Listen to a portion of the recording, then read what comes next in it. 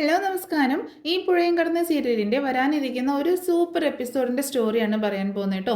എല്ലാവരും സ്റ്റോറി മുഴുവനായിട്ട് കേൾക്കുക, സപ്പോർട്ട് ചെയ്യാം. അങ്ങനെ അരവിന്ദിനെ ചതിച്ചത് ജയബാലനാണെന്നുള്ള സത്യം കാവേരി എല്ലാവരെയും ബോധ്യപ്പെടുത്തി കൊടുക്കുന്ന ഒരു എപ്പിസോഡാട്ടോ. ഇതൊരു സ്റ്റോറിയാണ് പറയാൻ പോകുന്നത്. അതെങ്ങനെയാണ് എന്നുള്ളതൊക്കെ നമ്മൾ ഈ സ്റ്റോറിയിൽ ഡീറ്റെയിൽ ആയിട്ട് പറയുന്നുണ്ട്. എല്ലാവരും സ്റ്റോറി മുഴുവനായിട്ട് കേൾക്കുക കേട്ടോ. ഇതിനിടയ്ക്ക് രാജേശ്വരിയുടെ റിസോർട്ടിൽ ജോലിക്ക് കയറുന്നുണ്ടായിരുന്നല്ലോ നമ്മുടെ കാവേരി. അങ്ങനെയാണ് അവിടെ നിന്ന് ആളുകൾ അവിടെ കയറാതെ, അതായത് അവിടെ റൂം എടുക്കാതെ പോകുന്നവരെയൊക്കെയാണ് തൻ്റെ വീട്ടിലേക്ക് ഒരു ഹോം സ്റ്റേ ഒക്കെ തുടങ്ങിയിട്ട് അവിടേക്ക് കാവേരി കൊണ്ടുവരുന്നതൊക്കെ. അതിന് നമ്മുടെ ഗംഗയുടെയും വിനീതിൻ്റെയൊക്കെ വിവാഹത്തിന് മുൻപാണ് ഇതൊക്കെ നടക്കുന്നത് കേട്ടോ. അതിനുശേഷം കാവേരിയെ രാജേശ്വരി അവിടെ നിന്ന് ജോലിയിൽ നിന്ന് ഒഴിവാക്കുകയും ഒക്കെ ചെയ്യുന്നുണ്ട്. നിവിൻ്റെ സഹായത്തോട് കൂടിയിട്ടൊക്കെയാണ് റിസപ്ഷനിസ്റ്റായിട്ട് ജോലിക്ക് കയറിയിരുന്നത്. പക്ഷേ അവിടെ വെച്ച് തന്നെ കാവേരിയോട് നിവിന് പ്രണയമാണ് എന്നുള്ള കാര്യം രാജേശ്വരി തിരിച്ചറിയുന്നുണ്ട്. ആസിഫിൻ്റെ അടുത്ത് നിന്നിട്ടാണ്, ആസിഫ് പറയുന്നതാണ് എന്തോ ഒരു ഇഷ്ടം അവർക്ക് ഉണ്ട് എന്നുള്ള കാര്യങ്ങളൊക്കെ. അതോടുകൂടിയിട്ട് നിവിൻ്റെയും അതുപോലെ ജയപാലിൻ്റെ മകളുണ്ടല്ലോ രാഗിണിയുടെയും കല്യാണമൊക്കെ നടത്താൻ എത്രയും പെട്ടെന്ന് നടത്താൻ തീരുമാനിക്കുകയാണ് അവർ. കാവേരിക്കും നിവിനെ ഇഷ്ടാട്ടോ. കാവേരി എന്ന് പറഞ്ഞിട്ടുണ്ടെങ്കിൽ ഒരുപാട് നഷ്ടങ്ങളും ദുഃഖങ്ങളും മാത്രം ഒരുപാട് സ്വപ്നങ്ങളൊക്കെ ഉണ്ടായിരുന്നു. പക്ഷെ അതൊക്കെ തകർന്നു പോയൊരു പെൺകുട്ടിയാണ്. അപ്പോൾ നിവിൻ്റെ ഭാഗത്ത് നിന്ന് ഇങ്ങനെ ഒരു സപ്പോർട്ടൊക്കെ കിട്ടുമ്പോൾ കാവേരിക്കും നിവിനോടൊക്കെ ഇഷ്ടമായിരുന്നു. പക്ഷേ രാജേശ്വരിയും ജയബാലനും ചേർന്നിട്ട് രാഗിണിയുടെയും അതുപോലെ നിവിൻ്റെയും വിവാഹമൊക്കെ നടത്താനായിട്ട് തീരുമാനിച്ചേക്കാണ്. പിന്നീടാണെങ്കിൽ അവർക്ക് അവിടെ നിൽക്കാൻ പറ്റാത്തൊരു സാഹചര്യം ക്രിയേറ്റ് ചെയ്യുകയാണ് ജയബാലൻ കേട്ടോ. അതായത് ഈ പുഷ്പവാടിയിൽ അവരെ നിർത്തത്തില്ല എന്നുള്ളൊരു തീരുമാനം എടുത്തിട്ട് അവിടെ നിൽക്കാൻ പറ്റാത്ത രീതിയിലാക്കി മാറ്റുന്നുണ്ട്. അങ്ങനെ അവസാനം പുഷ്പവാടി വിട്ട് പോകാൻ തീരുമാനിക്കുകയാണ് കാവേരിയും കുടുംബവും. അപ്പോൾ അവരെ കൂട്ടിയിട്ട് വേറൊരു നാട്ടിലേക്ക് പോവുക കേട്ടോ അവർ. അങ്ങനെ എല്ലാവരെയും കൂട്ടിയിട്ട് നാട് വിട്ട് പോവുകയാണ് കാവേരി. അങ്ങനെ എല്ലാവരും കാവേരിയുടെ തീരുമാനത്തിൽ നിൽക്കുന്നുണ്ട് കേട്ടോ. കാവേരി പറയുന്നത് പോലെയൊക്കെ അവർ അനുസരിക്കുന്നുണ്ട്. അങ്ങനെ അവർ വീട്ടിൽ നിന്ന് പോകുന്ന ദിവസമാണ് നിവിൻ്റെ രാഗിണിയുടെയും കല്യാണം. ആ കല്യാണം നടക്കുന്നത് അരവിന്ദൻ വാങ്ങിയ തോട്ടത്തിൽ വെച്ചിട്ടാട്ടോ. അരവിന്ദൻ ഒരു തോട്ടം വാങ്ങിയിട്ടുണ്ടായിരുന്നല്ലോ, നമ്മൾ വാങ്ങിയ തോട്ടമാണ് എന്നൊക്കെ പറഞ്ഞിട്ട് ശാരദേനെയും മക്കളെയൊക്കെ കാണിച്ചിട്ടുണ്ടായിരുന്നല്ലോ. പക്ഷേ അത് ചതിയിലൂടെ ജയപാലൻ സ്വന്തമാക്കി എടുത്തേക്കാണ്. അപ്പോൾ ആ തോട്ടത്തിന് നടക്ക് നല്ല ഭംഗിയിൽ അലങ്കാരങ്ങളൊക്കെ ചെയ്തിട്ട് അവിടെ വെച്ചിട്ടാണ് വിവാഹം നടക്കുന്നത്. അങ്ങനെ ഇവർ റെയിൽവേ സ്റ്റേഷനിലേക്ക് പോകാനായിട്ട് ഇറങ്ങുകയാണ്. അപ്പോൾ കാവേരി പറയുന്നുണ്ട് അച്ഛൻ വാങ്ങിയ തോട്ടത്തിലേക്ക് പോകണമെന്ന് വിനീതിനോട് പറയുന്നുണ്ട് കേട്ടോ.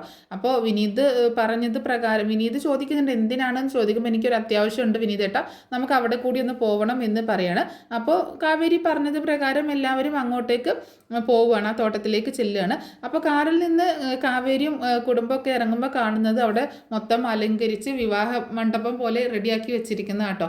നിവിൻ്റെയും രാഗിണിയുടെയും കല്യാണമാണ്. അപ്പോൾ ജയപാലനും പ്രവീണയും വിശാലും രാജേശ്വരിയും ഭർത്താവും എല്ലാവരും അവിടെ ഉണ്ട് കേട്ടോ. ശാരദ ചോദിക്കുകയാണ് എന്തിനാണ് ഞങ്ങൾ ഇങ്ങോട്ടേക്ക് കൊണ്ടുവന്നത്, ഇത് കല്യാണം നടക്കുന്ന സ്ഥലമല്ലേ, ഇത് കാണാൻ വേണ്ടിയിട്ടാണോ എന്ന് ചോദിക്കുമ്പോൾ അമ്മേ ഇവിടെ എന്ത് വേണമെങ്കിലും നടക്കട്ടെ, അച്ഛനെ ചതിച്ചവരോട് പകരം വീട്ടാതെ നമുക്ക് ഈ നാട് വിട്ടു പോകാൻ പറ്റില്ല എന്ന് പറയണം. ശാരദ അന്നേരം ചോദിക്കുന്നുണ്ട് അതിന് ഇവിടെ വന്നിട്ട് എന്താ കാര്യം, നീ എന്താ ചെയ്യാൻ പോകുന്നത്, അമ്മ ഒന്നും മിണ്ടാതെ നിൽക്ക് എന്ന് കാവേരി പറയുമ്പോൾ ശാരദ പറയുന്നുണ്ട് കാവേരി ഞാൻ പറയുന്നത് കേൾക്ക് എന്ന് പറയാട്ടോ. അപ്പോൾ രാധമ്മയും പറയുന്നുണ്ട് കാവേരി വേണ്ട നമുക്ക് പോകാം എന്ന് പറയുമ്പോൾ കാവേരി പറയാണ് മുത്തശ്ശിയും നിളയും വണ്ടിയിൽ ഇരുന്നാൽ മതി, പുറത്തേക്ക് വരണ്ട എന്ന് പറയണം. നിങ്ങൾ എന്താണ് ചെയ്യാൻ പോകുന്നതെന്ന് രാധമ്മ ചോദിക്കുമ്പോൾ കാവേരി പറയുന്നുണ്ട് ഞങ്ങൾ ഉടനെ വരാം മുത്തശ്ശി വണ്ടിയിൽ ഇരിക്കുക എന്ന് പറയുന്നുണ്ട്. അങ്ങനെ കാവേരി അകത്തേക്ക് പോകാനായിട്ട് തുടങ്ങുമ്പോൾ കയ്യിൽ കയറി പിടിച്ച് ഗംഗ പറയുന്നുണ്ട് വേണ്ട കാവേരി വാ നമുക്ക് പോകാം എന്ന് പറയുമ്പോൾ ഗംഗ ചേച്ചി നീ എന്താ ഈ പറയുന്നത്, ഗംഗ ചേച്ചി എൻ്റെ കൂടെ വാ എന്ന് പറയണം. നീ എന്തിനാണെന്ന് പറ എന്ന് പറയുമ്പോൾ കാവേരി പറയുന്നുണ്ട് അച്ഛൻ്റെ പണം വാങ്ങിയിട്ടേ നമ്മൾ ഇവിടെ നിന്ന് പോകുന്നുള്ളൂ എന്ന് പറയണം.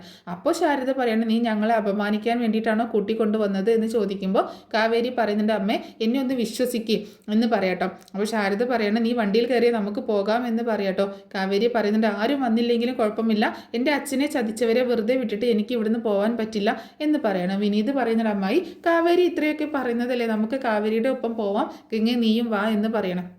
അങ്ങനെ വിനീത് എല്ലാവരെയും കൂട്ടിക്കൊണ്ട് കാവേരിയുടെ ഒപ്പം അകത്തേക്ക് കയറി ചെല്ലാണ്. അപ്പോൾ താലി കയ്യിലേക്ക് വാങ്ങിയിട്ട് വളരെ വിഷമത്തോട് കൂടിയിട്ടാണ് നിവിന് ഇരിക്കുന്നത് കേട്ടോ. രാഗിണിയെ വിവാഹം കഴിക്കാൻ ഒട്ടും തന്നെ താല്പര്യമില്ല, കാവേരിയെ വിവാഹം കഴിക്കാനാണ് ആഗ്രഹിച്ചത്. അങ്ങനെ രാഗിണിയുടെ കഴുത്തിലേക്ക് താലി കെട്ടാനായിട്ട് തുടങ്ങുന്ന സമയത്ത് കാവേരി ഉറക്കെ വിളിക്കുന്നുണ്ട് ജയബാല എന്ന് വിളിക്കുക കേട്ടോ. അങ്കിൾ എന്നോ ഒന്നുമല്ല പേരങ്ങോട്ട് വിളിക്കുകയാണ്. എല്ലാവരും ഞെട്ടി കാവേരിയെ നോക്കുകയാണ്. കാവേരി വളരെ ദേഷ്യത്തോട് കൂടിയിട്ട് ജയബാലൻ്റെ നേരെ വരുമ്പോൾ എല്ലാവരും പുറകെ ഉണ്ട് കേട്ടോ. ശാരദയും ഗംഗയും വിനീതും യമുനയൊക്കെ പുറകെ വരുന്നുണ്ട്. രാഗിണിയുടെ കഴുത്തിൽ താലി കെട്ടാതെ അമ്പരന്ന് കാവേരിയെ നോക്കി നിൽക്കുകയാണ് നിവിന്. അരികിലേക്ക് വന്ന ജയപാലൻ ചോദിക്കുന്നുണ്ട്, നിങ്ങൾ എന്താ കല്യാണം നടക്കുമ്പോൾ പ്രശ്നം ഉണ്ടാക്കാൻ വേണ്ടി വന്നതാണോ എന്ന് ചോദിക്കാട്ടോ. എന്നെ കണ്ട ഉടനെ ജയപാലൻ നിങ്ങൾ എന്തിനാ പേടിക്കുന്നത്? ഈ താഴേക്ക് ഇറങ്ങി വന്നതൊക്കെ എന്തിനാണ്? കല്യാണം നടത്തുന്നില്ലേ എന്നൊക്കെ ചോദിക്കാട്ടോ. അപ്പോൾ പുച്ഛത്തോട് കൂടിയിട്ടാണ് ചോദിക്കുന്നത്. അപ്പോൾ ജയപാലൻ ചോദിക്കുകയാണ്, നീ എന്തിനാ ഇവിടെ വന്നത് അത് പറ എന്ന് പറയണം. പ്രവീണ പറയണം, ജയപാലേട്ട താലി കെട്ടേണ്ട സമയമാണിത്. മുഹൂർത്തം കഴിയുന്നതിന് മുൻപ് താലികെട്ട് നടക്കണം. എന്തിനാ വെറുതെ അവളോട് വഴക്ക് കൂടുന്നത്? താലി കെട്ടിയതിന് ശേഷം എന്താണെങ്കിലും നമുക്ക് സംസാരിക്കാം. ജയപാലേട്ടൻ ഇങ്ങോട്ടേക്ക് വന്നേ എന്ന് പറയണം. അപ്പോൾ പുച്ഛത്തോട് കൂടിയിട്ട് വളരെ ദേഷ്യത്തോട് കൂടിയിട്ട് കാവേരിയെ നോക്കി ഒന്ന് ചിരിച്ചുകൊണ്ട് ജയപാലൻ മണ്ഡപത്തിലേക്ക് കയറാനായിട്ട് ഇങ്ങനെ തുടങ്ങുമ്പോൾ അവിടേക്ക് ഒരു പോലീസ് ഓഫീസർ വരിക കേട്ടോ. മിസ്റ്റർ ജയപാലൻ എന്ന് ഉറക്കെ വിളിക്കണം. എല്ലാവരും ഇത് കേട്ട് ഞെട്ടിത്തിരിച്ച് നോക്കുകയാണ്. അരികിലേക്ക് വന്ന പോലീസ് ഓഫീസർ പറയണം, mister Jayapalan you are under arrest എന്ന് പറയണം. ജയപാലൻ ചോദിക്കുന്നുണ്ട്, എന്നെ അറസ്റ്റ് ചെയ്യാൻ പോവാണെന്നോ? കഴിയുമോ നിങ്ങൾക്ക്? നിങ്ങൾ എന്തിനാണ് എന്നെ അറസ്റ്റ് ചെയ്യുന്നത്? നിങ്ങൾ എന്നെ അറസ്റ്റ് ചെയ്യുമോ എന്നൊക്കെ ഇങ്ങനെ ചോദിക്കുമ്പോൾ, വാറൻറ്റോട് കൂടിയിട്ടാണ് ഞങ്ങൾ വന്നിട്ടുള്ളത്. നിങ്ങളായിട്ട് വന്നാൽ നിങ്ങൾക്ക് കൊള്ളാം, ഇല്ലെങ്കിൽ എനിക്ക് അതിൻ്റെ പ്രൊസീജിയേഴ്സ് ചെയ്യേണ്ടി വരും എന്ന് പറയണേ. കാവേരി വളരെ പുച്ഛത്തോട് കൂടിയിട്ട് ജയപാലൻ ഇങ്ങനെ വീണ്ടും ഇങ്ങനെ നോക്കുകയാണ്. അപ്പോൾ സംശയത്തോടെ കാവേരിയെ നോക്കുകയാണ് ജയപാലൻ. രാജേശ്വരിയുടെ ഭർത്താവ് ചോദിക്കുന്നുണ്ട്, കംപ്ലൈൻറ്റോ? എന്ത് കംപ്ലൈൻറ്റ്? എന്താ കല്യാണം നടക്കുന്ന സമയത്ത് വന്ന് അറസ്റ്റ് ചെയ്യാമെന്നൊക്കെ പറഞ്ഞിട്ടുണ്ടെങ്കിൽ എന്താ സംഭവം എന്ന് ചോദിക്കുമ്പോൾ പോലീസ് ഓഫീസർ പറയുന്നുണ്ട്, സാർ കാവേരി തന്ന കംപ്ലൈൻ്റ് ആണ്. ജയപാലൻ ചോദിക്കുകയാണ്, ഇവൾ പറയുന്നത് കേട്ട് വിശ്വസിച്ചാണോ നിങ്ങൾ എന്നെ അറസ്റ്റ് ചെയ്യാൻ വന്നിരിക്കുന്നതെന്ന് ചോദിക്കുമ്പോൾ പോലീസ് ഓഫീസർ പറയുന്നുണ്ട്, അറസ്റ്റ് വാറൻറ്റോട് കൂടിയിട്ടാണ് ഞങ്ങൾ വന്നിരിക്കുന്നത്. വെറുതെ ആവശ്യമില്ലാത്ത സംസാരങ്ങളൊന്നും വേണ്ട എന്ന് പറയണേ. ജയപാലൻ പറയുന്നുണ്ട്, ശരി എൻ്റെ പേരിൽ എന്താണ് കംപ്ലൈൻറ്റ് എന്ന് ചോദിക്കുമ്പോൾ, ഇവരുടെ അച്ഛൻ്റെ സ്വത്ത് നിങ്ങൾ ചതിച്ച് സ്വന്തമാക്കി എന്നതാണ് കംപ്ലൈൻറ്റ്. അങ്ങനെ സ്വന്തമാക്കിയ സ്ഥലത്താണ് നിങ്ങൾ കല്യാണം നടത്തുന്നത് എന്ന് പറയുമ്പോൾ ജയപാലൻ പറയുന്നുണ്ട്, ഇതിനെന്തെങ്കിലും തെളിവുണ്ടോ? ആദ്യം തെളിവ് കാണിക്കുക എന്നിങ്ങനെ പറയാണ്. അങ്ങനെ കാവേരിയോട് ചോദിക്കുന്നുണ്ട്, തെളിവുണ്ടോ എന്ന് ചോദിക്കുകയാണ്. കാവേരി പറയണ തെളിവുണ്ട്. ഈ സമയം ഇവിടേക്ക് വരികയാണ് ജയപാലൻ്റെ ഡ്രൈവർ മാത്രമല്ല, തോട്ടത്തിലെ ജോലിക്കാരനൊക്കെ ഉള്ള ആളുണ്ടല്ലോ, അയാളാണ് വരുന്നത്. അരവിന്ദൻ്റെ മരണത്തിന് കാരണക്കാരൻ ജയപാലനാണെന്ന് അറിയാവുന്ന ഒരേ ഒരാൾ അയാളാണ്. വിശ്വസിക്കാനാകാതെ അയാളൊന്ന് നോക്കി നിൽക്കണേ ജയപാലൻ. സാർ ഇതെൻ്റെ തോട്ടക്കാരനും ഡ്രൈവറിനൊക്കെയാണ്. ഇവൻ എൻ്റെ മകളുടെ കല്യാണത്തിന് വന്നതാണ്. കാവേരി പറയാണ്, പതറാതെ അങ്കിളെ, നിങ്ങളുടെ ഡ്രൈവർ സ്റ്റേഷനിൽ വന്ന് നടന്ന കാര്യങ്ങളെല്ലാം തുറന്നു പറഞ്ഞു. കൂടെയുള്ളത് ആരാണെന്ന് അറിയുമോ? എൻ്റെ അച്ഛൻ പണം അയക്കുന്ന ബാങ്കിലെ അസിസ്റ്റൻ്റായിട്ട് വർക്ക് ചെയ്യുന്ന ആളാണ്. എത്ര പണം വന്നു, എത്ര പണം പോയി, നിങ്ങൾ എങ്ങനെയെല്ലാം ആ പണം ഹാൻഡിൽ ചെയ്തു, ഇതെല്ലാം അറിയാവുന്ന ആൾ. എല്ലാം സ്റ്റേഷനിൽ വന്ന് പറഞ്ഞു. റിട്ടേൺ ആയി എഴുതി കൊടുത്തിട്ടുണ്ട് എന്ന് പറയണം. നിങ്ങൾ പിടിക്കപ്പെട്ടു ജയപാല. എല്ലാ ഫ്രോഡ് തരം കാണിച്ച് കല്യാണം നടത്താൻ പറ്റുമോ? കാവേരിയുടെ തോളിൽ കൈവച്ച് പുഞ്ചിരിച്ച് വിനീത് പറയണ, സൂപ്പർ കാവേരി എന്നിങ്ങനെ പറയുന്നുണ്ട് കേട്ടോ. ജയപാലൻ ഡ്രൈവറോട് പറയണേ, എല്ലാം നീ എഴുതി കൊടുത്തോ? നീ എൻ്റെ ആളല്ലേ, കല്യാണത്തിന് നിന്നെ കണ്ടില്ലല്ലോ എന്ന് പറഞ്ഞ് ഞാൻ അന്വേഷിച്ചതാ. ഡ്രൈവർ പറയാണ്, ആര്? നിങ്ങളോ? കല്യാണത്തിൽ പോലും നിങ്ങൾ എന്നെ വിളിച്ചിട്ടില്ല. രാവിലെ എല്ലാ ജോലികളും ചെയ്ത് തീർക്കുന്നത് വരെ ഞാൻ അവിടെ തന്നെ ഉണ്ടായിരുന്നു. കല്യാണത്തിന് വാടാന്നൊരു വാക്ക് നിങ്ങൾ എന്നോട് പറഞ്ഞോ? ഇത് കേട്ട് ദേഷ്യത്തോട് കൂടിയിട്ട് അയാളുടെ കർണത്തടിക്കുകയാണ് ജയപാലൻ. പോലീസ് ഓഫീസറാണെങ്കിൽ ജയപാലനെ പിടിച്ചു മാറ്റുന്നുണ്ട്. ജയപാലൻ പറയണം, എല്ലാവരും കുറച്ച് അങ്ങോട്ടേക്ക് മാറി നിൽക്ക്, എൻ്റെ മകളുടെ കല്യാണം കഴിയട്ടെ, അതിനുശേഷം നമുക്ക് സംസാരിക്കാം. ഇപ്പോൾ നിങ്ങൾ പോ എന്നൊക്കെ പറയുമ്പോൾ, പറ്റില്ല, ഞങ്ങൾക്ക് ട്രെയിനിന് സമയമായി, ഞങ്ങൾക്ക് ഉടനെ പോകേണ്ടതാണ്. ജയപാലൻ പറയുമ്പോൾ, നിന്റെ സൗകര്യത്തിന് എനിക്ക് ഓരോ കാര്യങ്ങൾ ചെയ്യാൻ പറ്റില്ല എന്ന് പറയാട്ടോ. അപ്പോൾ പോലീസ് ഓഫീസർ ജയപാലനോട് പറയുന്നുണ്ട്, നിങ്ങളുടെ സൗകര്യത്തിന് ജോലി ചെയ്യാൻ വേണ്ടിയിട്ടല്ല ഞങ്ങൾക്ക് ഗവൺമെൻറ് ശമ്പളം തരുന്നത് എന്ന് പറയാണ്. അങ്ങനെ ചുമ്മാ അതൊരുത്തൻ എഴുതി തന്നാൽ ഞാൻ സ്റ്റേഷനിൽ വരണോ, അറസ്റ്റ് ചെയ്യണോ എന്നൊക്കെ ആ ഡ്രൈവറെ ചൂണ്ടിക്കാണിച്ചുകൊണ്ട് ചോദിക്കാട്ടോ ആ തോട്ടക്കാരനുണ്ടല്ലോ. അപ്പോൾ കാവേരി ചോദിക്കുകയാണ്, എന്താ എഴുതി കൊടുത്തത് എന്നറിയണ്ടേ? ചേട്ടാ അങ്ങോട്ടേക്ക് പറഞ്ഞു കൊടുക്കുക എന്ന് പറയണം. അപ്പോൾ അയാൾ പറയുന്നുണ്ട്, മാഡം അരവിന്ദേട്ടനാണ് ആദ്യം ഈ തോട്ടം വാങ്ങാൻ തീരുമാനിച്ചത്. അരവിന്ദേട്ടനാണ് ജയപാലൻ സാറിൻ്റെ പേരിൽ മാസം പണം അയച്ചു കൊടുത്തുകൊണ്ടിരുന്നത്. ഇതെല്ലാം എനിക്കറിയാം. അരവിന്ദേട്ടൻ ഗൾഫിൽ നിന്നും വരുന്നതിന് കുറച്ച് നാൾ മുമ്പ് അരവിന്ദേട്ടൻ്റെ പണം കൊടുത്ത് ഇയാളുടെ പേരിൽ ആ തോട്ടം എഴുതി വാങ്ങിച്ചു. ഇത് കേട്ട് ഞെട്ടി നിൽക്കുകയാണ് രാജേശ്വരിയും മറ്റെല്ലാവരും കേട്ടോ. ഡ്രൈവർ പറയാണ്, അരവിന്ദേട്ടൻ ഗൾഫിൽ നിന്ന് വന്ന് തോട്ടം രജിസ്റ്റർ ചെയ്യുന്ന കാര്യം പറഞ്ഞപ്പോൾ ഇയാൾ എന്തൊക്കെയോ കള്ളം പറഞ്ഞ് അരവിന്ദേട്ടനെ ചതിച്ചു. അരവിന്ദേട്ടൻ അത് താങ്ങാൻ കഴിഞ്ഞില്ല. ഇത്രയും നാളും താൻ വിശ്വസിച്ച പ്രിയപ്പെട്ട കൂട്ടുകാരൻ തന്നെ ചതിച്ചു എന്ന് അരവിന്ദേട്ടൻ തിരിച്ചറിയണം. അത് അരവിന്ദേട്ടനെ താങ്ങാൻ കഴിഞ്ഞില്ല. വർഷങ്ങളായിട്ട് ഗൾഫിൽ കിടന്ന് കഷ്ടപ്പെട്ടുണ്ടാക്കിയ പണം നഷ്ടപ്പെട്ടതിൻ്റെ വിഷമം മറ്റൊരു ഭാഗത്ത്. അതിൽ മനം നൊന്താണ് അരവിന്ദേട്ടൻ മരിച്ചത്. ഇത് കേട്ട് ഞെട്ടി നിൽക്കുകയാണ് ശാരദയും രാജേശ്വരിയും അതുപോലെ യമുനയും ഗംഗയും ഒക്കെ കേട്ടോ. ജയപാലൻ്റെ ഷർട്ടിൽ കുത്തിപ്പിടിച്ച് ശാരദ ചോദിക്കുന്നുണ്ട്, ജയപാലേട്ട എന്ന് വിളിച്ച് എൻ്റെ സഹോദരനെ പോലെ കണ്ടതില്ലേ? താൻ എൻ്റെ ഭർത്താവിനെ ചതിച്ചുണ്ടാക്കിയത് കൊണ്ട് നീ നന്നായി ജീവിക്കുമോടാ? ഇത് ഞങ്ങളുടെ സ്ഥലമാണ്. ഇത് ചതിച്ച് സ്വന്തമാക്കി നീ നിൻ്റെ മകളുടെ കല്യാണം നടത്തുന്നു. ഈ കല്യാണം എങ്ങനെ നടക്കാനാണ്? ശാരദയെ തള്ളി മാറ്റി പ്രവീണ പറയുന്നുണ്ട്, കൈയെടുക്ക് ശാരദ, നിങ്ങൾ എന്താ വിചാരിച്ചിരിക്കുന്നത്? നിങ്ങൾ ആരുടെ ദേഹത്തെ കൈവെക്കുന്നത് എന്ന് ചോദിക്കുമ്പോൾ ശാരദ പറയണേ, എൻ്റെ ഭർത്താവിനെ കൊന്ന് അദ്ദേഹത്തിൻ്റെ സ്ഥലം സ്വന്തമാക്കിയപ്പോൾ വരാത്ത ദേഷ്യം നിങ്ങൾക്ക് ഇപ്പോൾ വരുന്നോ? ജയബാലൻ പറയണ, ഒരുത്തനും ഇവിടെ ഇനി നിന്ന് പോരുത്, എല്ലാവരും ഇവിടുന്ന് പൊക്കോ പൊക്കോ എന്ന് പറഞ്ഞ് ആട്ടിപ്പായിപ്പിക്കുന്ന രീതിയിൽ പറയാട്ടോ.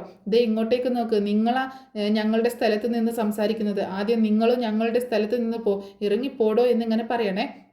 ജയബാലൻ ദേഷ്യത്തോടു കൂടിയിട്ട് കാവേരിയെ നോക്കുമ്പോൾ പോലീസ് ഓഫീസർ പറയാണ്, ജയബാല 2 വഴികളേ ഉള്ളൂ. ഈ തോട്ടത്തിന് ഇവരുടെ അച്ഛൻ എത്ര പണം കൊടുത്തോ അത് പലിശ സഹിതം ഇപ്പോൾ എത്ര ആയിട്ടുണ്ടാവോ ഈ നിമിഷം തന്നെ വെച്ച് ഈ സ്ഥലത്ത് വെച്ച് തന്നെ കൊടുക്കണം. ഇല്ലെങ്കിൽ ഈ നിമിഷം തന്നെ നിങ്ങളെ അറസ്റ്റ് ചെയ്ത് ഞങ്ങൾ കൊണ്ടുപോകും എന്ന് പറയണം. കാവേരി പറയണ, എനിക്ക് പണം ഒന്നും വേണ്ട, ഈ തോട്ടമാണ് വേണ്ടത്. ഗംഗ പറയുന്നു, കാവേരി നമ്മൾ ഈ നാട് വിട്ട് പോകാൻ പോവുകയാണ്, ഈ തോട്ടം പിന്നെ നമുക്ക് കിട്ടിയിട്ട് എന്തിനാ എന്ന് ചോദിക്കുമ്പോൾ അച്ഛൻ്റെ പണം കിട്ടിയാൽ മതി എന്ന് പറയണം. കാവേരി പറയണേ, ഗംഗേശി മിണ്ടാതെ നിൽക്ക്. രാജേശ്വരിയോട് ഒരാൾ പറയുന്നുണ്ട്, രാജേശ്വരി എന്താ ഇത്? നിങ്ങളുടെ മകന് നല്ലൊരു കുടുംബത്തിൽ നിന്ന് പെണ്ണ് നോക്കാമായിരുന്നു. രാജേശ്വരി ആണെങ്കിൽ നാണം കെട്ട് ഇങ്ങനെ നിൽക്കാട്ടോ. ജയബാലൻ പറയണ, മാഡം എന്താണെങ്കിലും നമുക്ക് പിന്നീട് സംസാരിക്കാം, നിങ്ങൾ പോകൂ എന്നൊക്കെ ഓഫീസറോട് പറയുന്നുണ്ട്. അപ്പോൾ ഓഫീസർ പറയണ, നിങ്ങളുടെ ഇഷ്ടത്തിന് ജോലി ചെയ്യുന്ന ആളൊന്നുമല്ല ഞാൻ, കോൺസ്റ്റബിൾ ഇയാളെ അറസ്റ്റ് ചെയ്ത് കൂട്ടിക്കൊണ്ടുപോവാ എന്ന് പറയുന്നുണ്ട്. പോലീസ് അങ്ങനെ അയാളുടെ പോലീസ് ഓഫീസറിൻ്റെ അടുത്തേക്ക് വന്ന പ്രവീണ ജയബാലനെ കൊണ്ടുപോകരുതെന്ന് പറഞ്ഞ് കരഞ്ഞപേക്ഷിക്കുകയാണ്. രാഗിണിയും വിശാലും തടയാൻ ശ്രമിക്കുന്നുണ്ട്. ജയബാലൻ പറയാണ്, ഓഫീസർ അങ്ങനെയൊന്നും എന്നെ അറസ്റ്റ് ചെയ്യാൻ പറ്റില്ല, ഞാൻ നിങ്ങളുടെ മുകളിൽ ഉള്ള ആളുകളോട് സംസാരിക്കാം, ഈ ജോലിയിൽ നിന്ന് തെറിപ്പിക്കാൻ എനിക്ക് പറ്റും നിങ്ങളെ എന്നൊക്കെ പറയട്ടെ. അപ്പോൾ പോലീസുകാരൻ പറയുന്നുണ്ട്, ആ ഓഫീസർ പറയുന്നുണ്ട്, കോൺസ്റ്റബിൾ ഇയാളെ പിടിച്ചു വലിച്ച് വണ്ടിയിൽ കയറ്റി എന്ന് പറയണം. അയ്യോ മാഡം, ജയബാലേട്ടനെ കൊണ്ടുപോകരുത് എന്ന് പറഞ്ഞ് പ്രവീണ പൊട്ടി കരയുന്നുണ്ട്. പോലീസ് ഓഫീസർ പറയാണ്, ഇയാൾ എങ്ങനെയാണ് സംസാരിക്കുന്നത് എന്ന് കേട്ടില്ലേ? ഒരു പോലീസ് ഓഫീസറോട് ഇങ്ങനെയാണോ സംസാരിക്കേണ്ടത്? വാ ഇങ്ങോട്ട് എന്ന് പറഞ്ഞ് ഓഫീസർ ജയബാലിൻ്റെ ഷർട്ടിൽ കുത്തിപ്പിടിക്കുകയാണ്. ജയബാലൻ പറയുന്നുണ്ട്, 1 മിനിറ്റ് മാഡം. അങ്ങനെ ഷർട്ട് നേരെയിട്ട് കാവേരിയുടെ അടുത്തേക്ക് വന്ന് ജയബാലൻ ചോദിക്കുകയാണ്, സന്തോഷമായിട്ട് നിനക്ക്? എന്നെ ഇങ്ങനെയൊക്കെ കാണുമ്പോൾ നിങ്ങൾക്ക് ഒരുപാട് സന്തോഷം തോന്നുന്നുണ്ടായിരിക്കും അല്ലേ? ശാരദ പറയണേ, എൻ്റെ ഭർത്താവ് മരിച്ചപ്പോൾ നിങ്ങളും ഇങ്ങനെയല്ലേ സന്തോഷിച്ചത്? എൻ്റെ അരവിന്ദേട്ടനെ കൊന്നിട്ട് നിങ്ങൾ ഇങ്ങനെയൊക്കെ ഞങ്ങളുടെ മുന്നിൽ അഭിനയിച്ചു.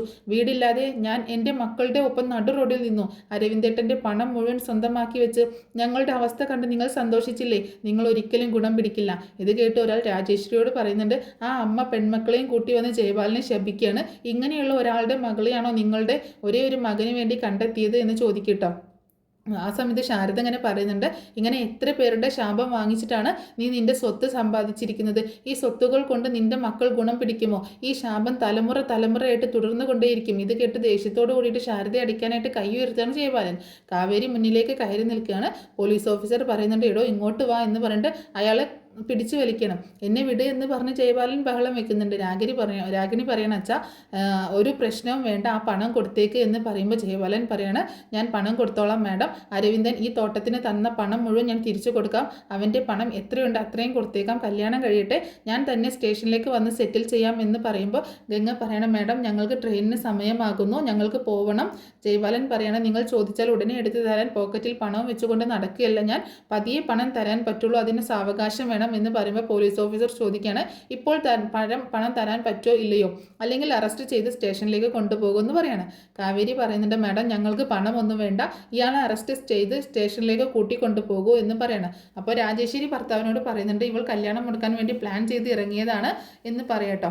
അപ്പോൾ ജയബാലൻ പറയാണ്, എന്താ നിങ്ങൾ എല്ലാവരും കൂടി എന്നെ വിരട്ടുകയാണോ? കാവേരി പറയുന്നുണ്ട്, ഇത്രയും നാൾ നിങ്ങൾ എന്താ ചെയ്തത് അത് തന്നെയാണ് ഇന്ന് ഞങ്ങൾ ചെയ്തുകൊണ്ടിരിക്കുന്നത്, നീ മിണ്ടരുത് എന്ന് ജയബാലൻ ഇങ്ങനെ പറയുമ്പോൾ ഗംഗ പറയാണ്, ഇത് ഞങ്ങളുടെ അച്ഛൻ്റെ സ്ഥലമാണ്, ഞങ്ങൾ സംസാരിക്കും, നിങ്ങൾ പെട്ടെന്ന് ഇവിടെ നിന്ന് ഇറങ്ങി പോകാൻ നോക്ക് എന്ന് പറയണം.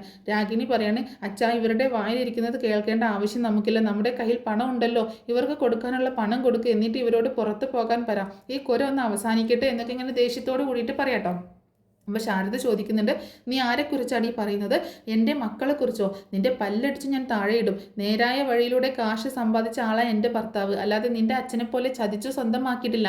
നേർവഴി പറഞ്ഞു കൊടുത്താണ് ഞങ്ങൾ മക്കളെ വളർത്തിയത്. നിൻ്റെ അച്ഛൻ്റെ ചതി കണ്ടാണ് നീ വളർന്നത്, നീയും അതേപോലെ തന്നെ ആയിരിക്കുകയാണ്. എൻ്റെ മക്കളെ അനാവശ്യം പറഞ്ഞാൽ കൊന്നുകളയും ഞാൻ എന്നൊക്കെ നിൻ്റെ അച്ഛൻ ഇത്രയൊക്കെ സമ്പാദിച്ച് വെച്ചിട്ടുണ്ടല്ലോ, നിനക്കും നിൻ്റെ ആങ്ങളയ്ക്കും നീ അതൊന്നും അനുഭവിക്കാൻ പോകുന്നില്ലടി. പ്രവീണ പറയണ, നിർത്തി ശാരദ, എൻ്റെ മക്കളെ ഇങ്ങനെ ശപിക്കുകയാണോ നീ എന്ന് ചോദിക്കും. ചോദിക്കുമ്പോൾ ഗംഗ പറയാണ്, അതിന് ഞങ്ങൾ ക്ഷമിക്കണോ? ഇയാൾ ചെയ്തു കൂട്ടിയിരിക്കുന്നത് മതി മക്കളുടെ തലയിൽ ശാപം വീഴാൻ.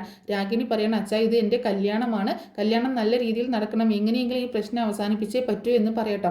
അപ്പോൾ പോലീസ് ഓഫീസർ പറയുന്നുണ്ട്, ഇത് ശരിയാകുമെന്ന് തോന്നുന്നില്ല, ജയബാല നടക്ക് എന്ന് പറയുന്നു. ജയബാലൻ പറയുന്നത്, ഒരു മിനിറ്റ്, തോട്ടത്തിൻ്റെ കാശ് തിരിച്ചു തരാം, കാശും വാങ്ങി മര്യാദക്ക് പോകാൻ പറയൂ എന്ന് പറയട്ടെ. കാവേരി പറയണം, എനിക്ക് തോട്ടത്തിൻ്റെ കാശൊന്നും വേണ്ട, എനിക്ക് വേണ്ടത് എൻ്റെ അച്ഛൻ്റെ തോട്ടമാണ്, അത് മാത്രം പോരാ, ഇയാൾ ജയിലിൽ പോകണം, ഇയാൾ കാരണം ഞങ്ങൾ ഒരുപാട് അനുഭവിച്ചതാണ്, എൻ്റെ അച്ഛനെ ചതിച്ചു കൊന്നതിന് ഇയാൾക്ക് ശിക്ഷ കിട്ടണം, ഇയാൾ കാരണമാണ് എൻ്റെ അച്ഛൻ മരിച്ചത്, എല്ലാവരും കേട്ടോ, ഇയാളാണ് എൻ്റെ അച്ഛനെ കൊന്നത്, ഇയാളുടെ ചതി സഹിക്കാൻ പറ്റാതെയാണ് അച്ഛൻ മരിച്ചത്, അതിന് ഇയാൾ ശിക്ഷ അനുഭവിച്ചേ പറ്റൂ, ഇയാളെ കൊണ്ടുപോകും മാഡം എന്ന് പറയണം.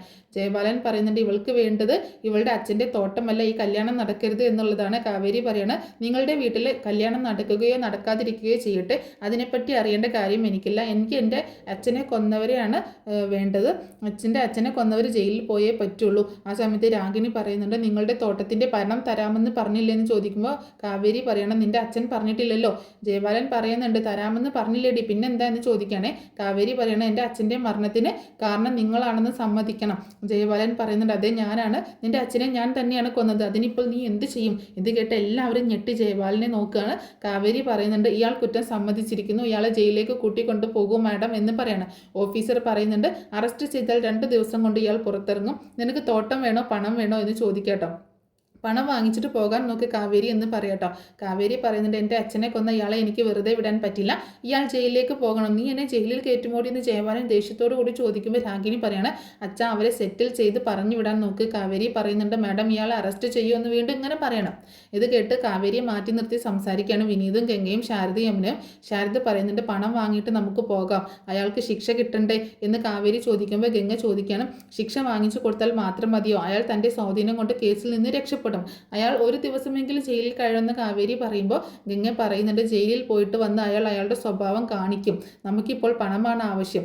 ആ ഓഫീസർ പറയുന്നുണ്ട്, കാവേരി പണം വാങ്ങിയിട്ട് പോകുന്നതാണ് നിങ്ങൾക്ക് നല്ലത്, അയാളെ അധിക നാളൊന്നും ജയിലിലാക്കാൻ നമ്മളെ കൊണ്ട് പറ്റില്ല, അയാൾ രക്ഷപ്പെടും. വിനീത് പറയാണ്, അയാൾ ജയിലിൽ പോയാൽ അമ്മാവൻ തിരിച്ചു വരില്ലല്ലോ. അങ്ങനെ ജയപാലൻ്റെ അരികിലേക്ക് വന്ന പോലീസ് ഓഫീസർ പറയാണ്, തോട്ടത്തിന് പണം കൊടുത്താൽ ഇവർ പ്രശ്നമുണ്ടാക്കാതെ പോകും എന്ന് പറയാണ്, ഇപ്പോൾ തന്നെ പണം കൊടുക്കണം എന്ന് പറയാണ്. 1 ഏക്കറിന് 5 ലക്ഷം രൂപ വെച്ച് എന്ന് കാവേരി പറയട്ടോ. നിങ്ങൾ ആരോടെ പറയുന്നത്? 5 ലക്ഷമോ? 1 ഏക്കറിന് 10 ലക്ഷം വെച്ച് 30 ലക്ഷം എന്ന് പറയട്ടോ. ജയപാലനാണ് 5 ലക്ഷം വെച്ച് എന്ന് പറയുന്നത്. അപ്പോൾ കാവേരിയാണ് 1 ഏക്കറിന് 10 ലക്ഷം വെച്ച് മൊത്തം 30 ലക്ഷം വേണം എന്ന് പറയുന്നത്. രജിസ്റ്റർ ചെയ്യാൻ 3 ലക്ഷം വരെ തന്നിട്ടുണ്ട്. എൻ്റെ ചേച്ചിയുടെ കല്യാണത്തിന് അച്ഛൻ ബാങ്കിലിട്ട പണവും തിരിച്ചു തരണം, അതിൽ 1 രൂപ കുറഞ്ഞാലും ഞാൻ ഇവിടുന്ന് പോകില്ല എന്ന് പറയട്ടെ. അത് തരാൻ പറ്റില്ല എന്ന് ജയപാലൻ പറയുമ്പോൾ രാഗിണി പറയണം, അച്ഛാ ഇത് എൻ്റെ കല്യാണമാണ്, ഇത് എത്രയും പെട്ടെന്ന് അവസാനിപ്പിക്കണം എന്നൊക്കെ പറയണം. ഈ കല്യാണം നടക്കുമോ ഇല്ലയോ എന്നൊക്കെ ഒരാൾ ഇങ്ങനെ ചോദിക്കുന്നുണ്ട് കേട്ടോ. അപ്പോൾ രാഗിണി നടക്കുമെന്ന് തന്നെ പറയണം, മുഹൂർത്തം സമയം കഴിയാറായി എന്നൊക്കെ പറയുന്നുണ്ട്. അങ്ങനെ ബാങ്ക് മാനേജറെ വിളിച്ച് പോലീസ് ഓഫീസർ പറയാണ്, സാർ ഇവർ ചോദിക്കുന്ന പണം ചെക്കായിട്ട് കൊടുക്കാൻ എന്തെങ്കിലും ഓപ്ഷൻ ഉണ്ടോ എന്ന് ചോദിക്കണം. ഉണ്ടെന്ന് മാനേജർ പറയുമ്പോൾ പോലീസ് ഓഫീസർ പറയുകയാണെങ്കിൽ അത് ചെയ്യാം. തുടർന്ന് മാനേജർ ചെക്ക് ജയപാലൻ്റെ കയ്യിലേക്ക് കൊടുക്കുകയാണ്. ഓഫീസർ പറയാണ്, ചെക്ക് അവരുടെ കയ്യിൽ കൊടുക്കുക എന്ന് പറയുന്നുണ്ട്. ജയപാലൻ ചെക്ക് ശാരദയുടെ കയ്യിലേക്ക് കൊടുക്കുകയാണ്. അത് വാങ്ങി ശാരദ പറയാണ്, എൻ്റെ ഭർത്താവ് ഞങ്ങളെ വെറുതെ വിട്ടിട്ട് പോയതല്ല, അവസാനം ഞങ്ങൾക്ക് നീതി കിട്ടി, ഞങ്ങളെ ദൈവം കൈവിട്ടില്ല. ജയപാലൻ പറയാണ്, ഇപ്പോൾ സന്തോഷമായില്ലേ? എൻ്റെ മകളുടെ കല്യാണം മുടക്കാൻ വേണ്ടിയല്ലേ നിങ്ങൾ ഈ ഡ്രാമ കളിച്ചത് എന്ന് ചോദിക്കുമ്പോൾ ശാരദ പറയാണ്, നിങ്ങളെപ്പോലെ അല്ല ഞങ്ങൾ, എൻ്റെ ഭർത്താവ് മരിച്ചപ്പോൾ ഗംഗയുടെ കല്യാണം മുടങ്ങി, അത് കണ്ടിട്ട് ഇവളും മല പോലെ നിന്നില്ലേ? അരവിന്ദേട്ടൻ്റെ പണമെല്ലാം സ്വന്തമാക്കി വെച്ചുകൊണ്ട് ഞങ്ങളുടെ മക്കളുടെ കല്യാണം നല്ല രീതിയിൽ നടത്തണമെന്നാണ് അരവിന്ദേട്ടൻ ആഗ്രഹിച്ചത്. ആ സ്വപ്നം തകർത്തത് അരവിന്ദേട്ടനെ കൊന്ന നിൻ്റെ മകളുടെ കല്യാണം എങ്ങനെ നടക്കും? നീ മറ്റുള്ളവരോട് എന്ത് ചെയ്തു അതുതന്നെ നിൻ്റെ ജീവിതത്തിൽ നടക്കും എന്ന് പറയണം. കാവേരി പറയുന്നുണ്ട്, ഈ തോട്ടം തിരിച്ചെഴുതി തരണമെന്ന് എനിക്ക് പറയാം, പക്ഷേ വേണ്ട, നിങ്ങളുടെ കൈ തൊട്ട മണ്ണ് പോലും ഞങ്ങൾക്ക് വേണ്ട, അമ്മേ വാ എന്നും പറഞ്ഞ് ശാരദയും ഗംഗയും വിനീതിനെയും യമുനയൊക്കെ കൂട്ടിയിട്ട് കാവേരി അവിടെ നിന്ന് പോവുകയാണ്. പോലീസുകാരും ബാങ്ക് മാനേജറും ജയപാലൻ്റെ ഡ്രൈവറും എല്ലാം പിന്നാലെ പോകുന്നുണ്ട്. അങ്ങനെ അരവിന്ദനെ ചതിച്ച് ജയപാലൻ സ്വന്തമാക്കിയ സ്വത്തുകളെല്ലാം വാങ്ങിയെടുത്ത് കാവേരിയും കുടുംബവും കൂടിയിട്ട് പുഷ്പവാടിയിൽ നിന്ന് പോവുകയാണ്. അപ്പോൾ ഇതിൻ്റെ ബാക്കി സ്റ്റോറി ഞാൻ നെക്സ്റ്റ് ഒരു എപ്പിസോഡിൽ പറഞ്ഞ് അപ്ലോഡ് ചെയ്യുന്നതായിരിക്കും കേട്ടോ.